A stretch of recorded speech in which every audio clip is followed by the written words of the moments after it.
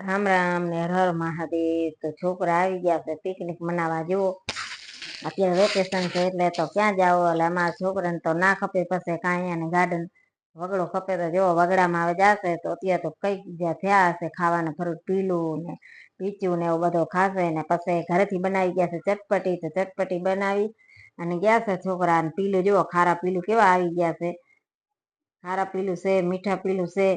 ખાતા ખાતા પછી રમીને હાલ્યા હશે, સાંજના જાય છે મમરા ને બધું લઈને ડુંગળીઓ ઘરેથી જઈને એને લોકેશન માથે બેસી જશે। હું ઓટો છે એક અને પછી હું હારો ઝાડ છે એક જારાનો, એટલે એને નીચે બેસીને પછી હું ખાશે ને બેઠા રમશે જરીક વાર, એટલે અહીંયા થઈ જશે પિકનિક પૂરો। ને આ વેકેશન નો અહીંયા ફરવાનું જુઓ, માણસ શહેરમાં જાય ને અમારા છોકરા ગામડે જોવા બનાવશે અહીંયા ભેળ બનાવી અને પછી ખાઈ પીને હાલ્યા આવશે।